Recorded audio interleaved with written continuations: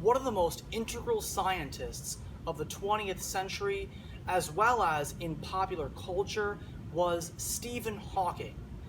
Perhaps second only to Einstein, Hawking has kind of had a household name status as a prominent scientist, but many people only remember him for his unforgettable robot voice and public persona rather than his seminal contributions to science. So I'm going to seek to resolve that right now in this video.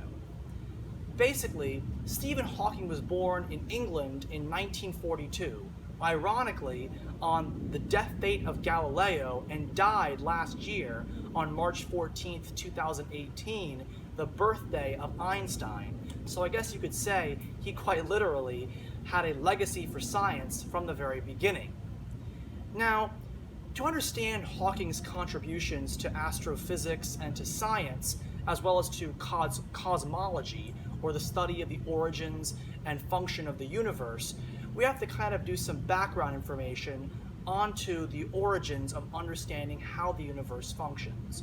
So basically, in 1927, a Belgian friar and scientist by the name of Georges de Tremblay basically proposed the idea of the Big Bang theory, the principle that the entire universe was once condensed into this miniature sphere that one day had unstable energy that resulted in it imploding and forming the universe as we know it today.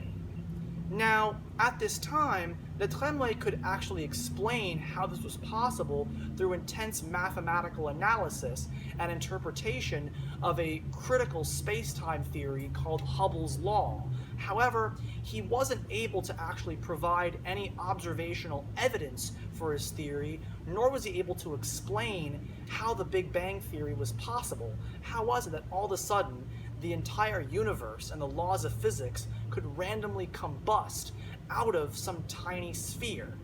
As a result, it wasn't really accepted into the mainstream scientific community, and many astrophysicists began to accept the theory in the 1950s by renowned English physicist Sir Edward Hoyle, who proposed the idea of steady state, or the notion that there was no origin to the universe, that it and the laws of physics had always existed and will always exist, and that basically it exists as some kind of realm that we don't understand and perhaps never will.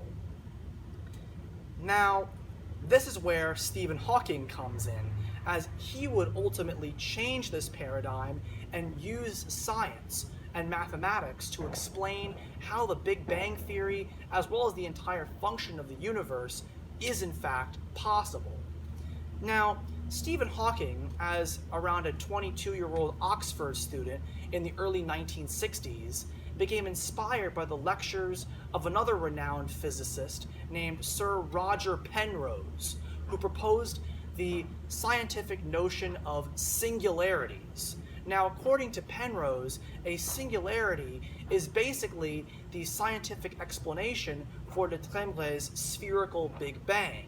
It is basically a tiny little ball that has compacted within it all of the laws of physics. Basically, all the laws of physics within this singularity are suspended.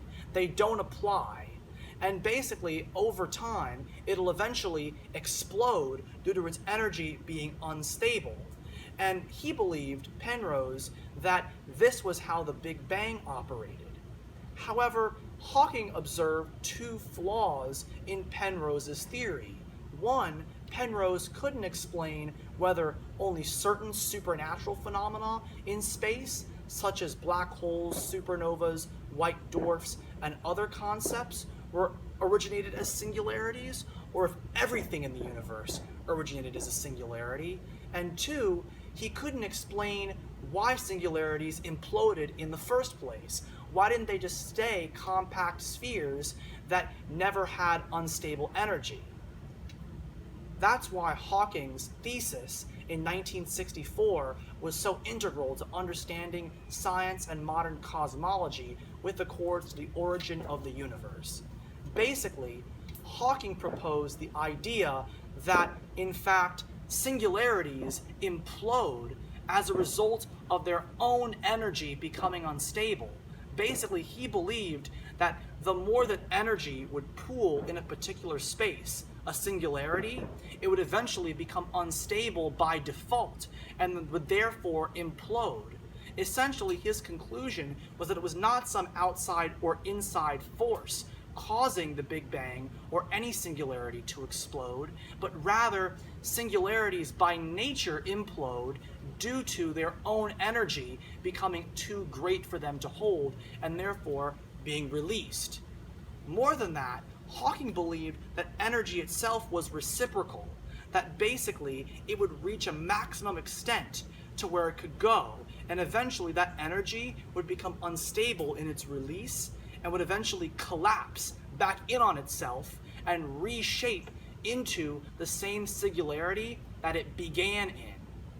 This idea also applied to other things in space, as Hawking believed that not just the Big Bang and not just supernatural phenomena in the universe started off as singularities, but everything in the universe, whether it be galaxies, whether it be the universe itself, whether it be even perhaps beams of light, planets, white dwarfs, supernovas, anything.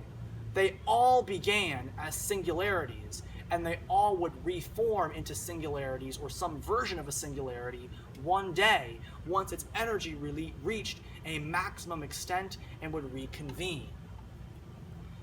Now, Hawking's theory was seminal to understanding the universe itself, and this is why he referred to it as the, quote, theory of everything, as Einstein had began doing research into this topic but died before he was able to complete his idea of it, where Hawking left off.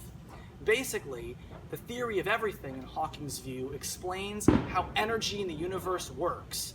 The idea is that, in general, everything in the universe, whether it even be human contact, when we exert so much energy, we eventually grow tired, and then our energy reconvenes and we go again. Everything, whether it be anything in human reality, in the universe, begins when energy within it becomes so great that it is unstable and reaches a point of release, and then eventually that release reconvenes and collapses back into itself, and it reforms into its original state. Now, this completely reshaped the scientific view of energy and the universe, and it now resulted in the Big Bang having a genuine mathematical explanation. Perhaps the best example to illustrate the theory of everything is Hawking's interpretation of black holes, as black holes begin as a singularity, a star. A star is a singularity because it's a massive ball of contained energy, and over time, as billions of years go by, that star will eventually explode, and all of its energy will be released. And if it's big enough, it'll form a black hole, or basically a huge gaping hole within the fabric of space-time where nothing can escape, including light, as it is sucked into its center. Now, a black hole on its very edges is surrounded by what's called an event horizon, or basically the maximum extent of the black hole. And it is, on its borders, has this concept called Hawking radiation, or the maximum extent of the black hole's energy. And over time, as proposed in the theory of everything, all of the energy surrounding the black hole will reconvene back into the singularity, and ultimately the black hole will eventually collapse in on itself. And once again, this applies to anything in life or in the universe. It'll explode with a release and reconvene in the center. Now, official evidence for Hawking's theory came to light in the late 1970s when Arno Penzias won the Nobel Prize in Physics in 1978 along with his partner for discovering that radiation can be detected from the Big Bang. Basically, the farthest extent of energy of the Big Bang could be detected, proving that energy reaches a maximum point and will eventually reconvene on itself. Now, some of the applications that Hawking believed his theory would go on to have been highly questionable in astrophysics, as Hawking believed that this universe would not only expand to a massive extent over billions of years and then reconvene back into its Big Bang, but he believed that there were many universes that existed all around us that were engaging in the same process. And not only that, Hawking believed that these multiverses were a parallel universe, meaning that they were the opposite of the reality that we are living in. These theories have some mathematical support, but no real observational evidence, and have been highly criticized within some sects of the scientific community. Nonetheless, Hawking's theories have become massively necessary to understanding the traditional laws of physics.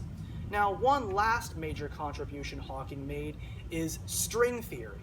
Because this theory of singularities implies that there can basically be a tear or a hole in the fabric of space-time that Einstein had proposed in his theory of general relativity. Basically, Hawking believed that there should be a mathematical amendment to some of Einstein's calculations that explain how this flaw in Einstein's space-time could actually exist. He called this string theory, and today it has been massively interpreted by scientists all over the world and is one of the most difficult and consistently challenged forms of mathematical physics. Now, Hawking reached superstar fame for his massive and perhaps even revolutionary contribution to science, but he perhaps gained much more notability in popular culture due to his 1986 publishing of his famous book, A Brief History of Time, which basically explains the origins of the universe and his theory, and how basically the Big Bang was able to exist due to a concept he called imaginary time, completely distorting the reality that was in place before the Big Bang exploded. And of course, he did suffer tragically from a disease called ALS, or Lou Gehrig's disease, or paraplegia, basically killing off all the nerves in his body other than his brilliant mind and, for a while, his tongue. As a result, though, he was completely paralyzed and forced into a wheelchair and eventually lost his ability to verbalize. Therefore, he began using a machine which gave him this iconic robotic voice that allowed him to speak and communicate his ideas of science to the world. Stephen Hawking, despite being given only 2 years to live after his diagnosis with ALS in the 1960s, lived on for 50 more years before he died last year at the age of 76, and his contributions to science as well as his name will forever live on.